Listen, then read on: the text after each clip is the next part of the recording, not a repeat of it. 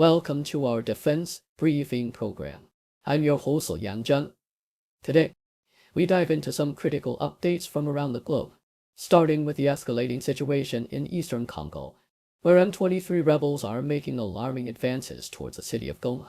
Panic has gripped the area as clashes with the Congolese army intensify, leading to a humanitarian crisis that has left thousands in desperate need of assistance. In other news, the Pentagon has announced the deployment of approximately 1,500 active duty troops to bolster border security in Texas and California. This move comes as part of President Trump's executive order to tighten immigration control. With the initial wave of soldiers now on their way, officials are gearing up for logistical support at the southern border, ensuring that the area is better equipped to handle ongoing challenges. And lastly, the Utah Hockey Club is in the spotlight as they fight for the name Utah Yetis amidst trademark hurdles. Fans are rallying behind the name, which resonates with the local culture and landscape. But the team faces a tough battle against potential confusion with an established outdoor brand. Stay tuned as we bring you more updates on this story and others here. Please continue watching for detailed coverage. CBC reports that panic has engulfed Goma, a major city in eastern Congo, as M23 rebels advance towards it, clashing with the Congolese army. The sounds of distant explosions echo through the city, while the local hospital struggles to accommodate hundreds of injured civilians fleeing violence from surrounding towns. With Goma being home to around 2 million people, the rebel group's approach raises fears of an impending humanitarian disaster. M23, which has a history of capturing Goma, claims to be liberating the residents. But the reality is that over 7 million people have already been displaced in this ongoing conflict, which is fueled by competition for the region's rich mineral resources. The Associated Press highlights the deployment of active duty military troops to the southern U.S. is part of an effort to bolster security in response to President Trump's executive order focusing on immigration control. Around 1,500 troops, including Army soldiers and Marines, are set to arrive in Texas and California, with expectations of additional forces being deployed soon.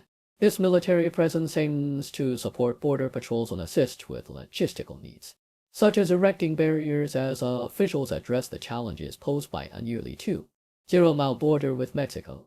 Despite the increased military presence, there have been no requests for military bases to house migrants or for troops to engage in law enforcement patrols, which emphasizes the dire humanitarian situation in eastern Congo, where the M23 rebel group is making significant territorial gains against the Congolese army.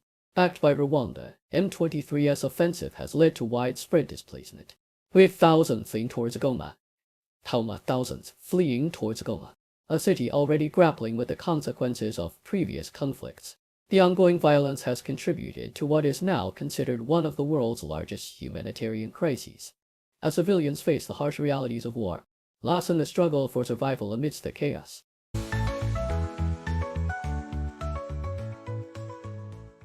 Yahoo US reports on the ongoing saga of the Utah Hockey Club, which is currently operating under a temporary name as it seeks a permanent identity.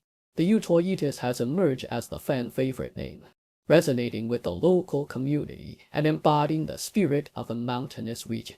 However, the trademark application for the name has been rejected due to potential confusion with the established YETI brand. Despite the setback, there is hope that the team can still navigate the legal complexities to adopt the Yeti name, which has garnered enthusiastic support from fans, including local children who passionately chant for it.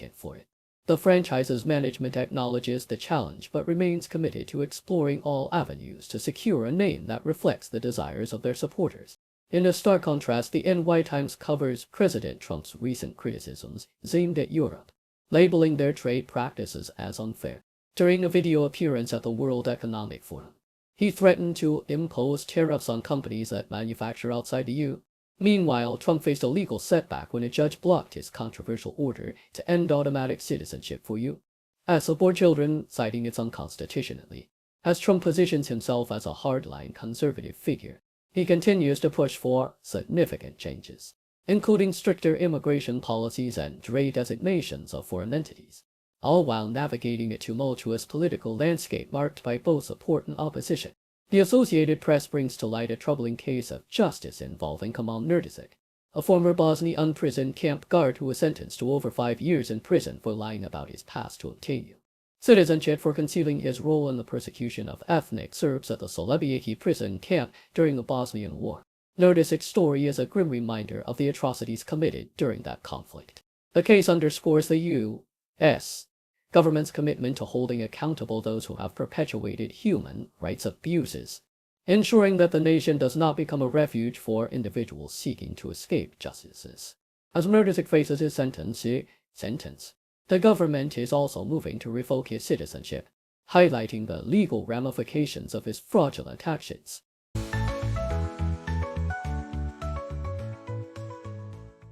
Associated Press reports a somber procession in Burlington, Vermont, as law enforcement officers pay tribute to fallen U.S. Patrol Agent David Mallet. The 44-year-old veteran was killed during a traffic stop near the Canadian border, prompting hundreds of vehicles with flashing lights to escort his hearse from the University of Vermont morgue to a funeral home. Mallet's career spanned over 2 decades, including military service and a dedicated role in Customs and Border Protection, where he worked as a K-9 handler. His family shared poignant details about his life, revealing he was planning to propose to his girlfriend, highlighting the personal loss felt by those who knew him. BBC highlights President Donald Trump's recent comments at the World Economic Forum in Davos, where he urged OPEC nations, particularly Saudi Arabia, to lower oil prices. Trump expressed concern that high oil prices were funding the ongoing conflict in Ukraine, suggesting that a reduction could help end the war. Following his speech, crude prices fell by 1. His remarks also touch on broader economic issues, as he criticized the previous administration's spending and energy policies, advocating for increased domestic manufacturing and energy production. Trump emphasized the importance of coal and proposed using emergency measures to expedite the construction of power plants, showcasing his commitment to a robust energy strategy. Another Associated Press article details the political drama surrounding Pete Hegseth's nomination as Secretary of Defense, as Senator Lisa Murkowski became the first Republican to oppose him, amid serious allegations regarding his behavior and qualifications, including excessive drinking and accusations of abuse.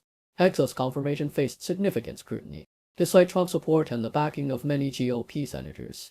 Concerns about Hegseth's judgment and experience raised doubts in Murkowski's dissent highlights a fracture within the Republican Party, as senators weigh the implications of confirming a nominee with such serious allegations against him, underscoring the contentious nature of the confirmation process in the current political climate.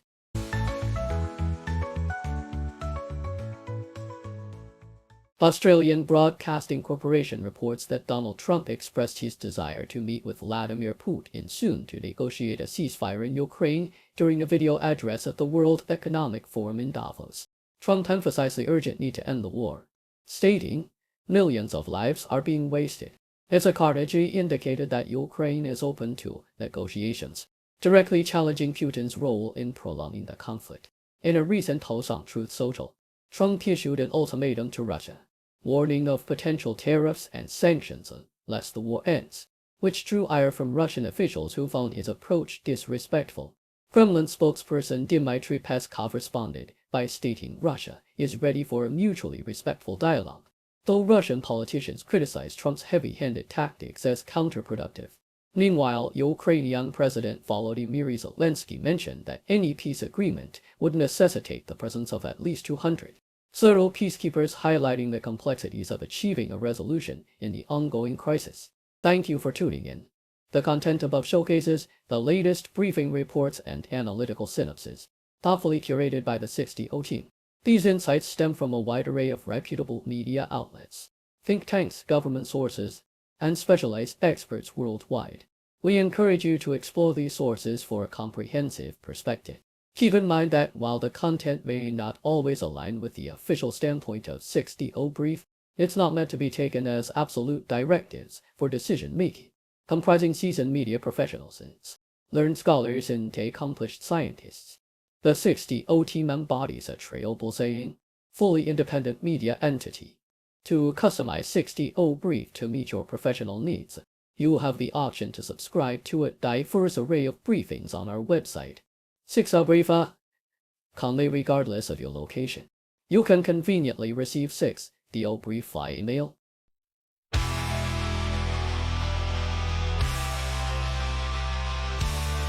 Turn on the screen, monsters screaming. Empty smiles, their words misleading. Power games in darkened rooms. Spin their lives to seal our doom. Oh,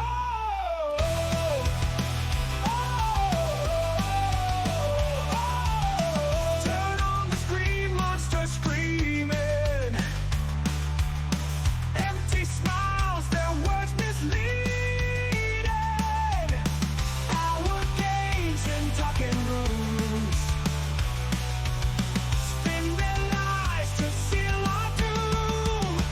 They talk about freedom, justice, fake. Behind their walls, shadows take. Puppeteers with strings of steel. Promises, broken deals they conceal. We're just numbers in their cold hands. Fight the castles built on sand. Rise up now, reclaim the night of their truth in blinding light. Oh, elections with deals in the dark. Voices lost in power's arc.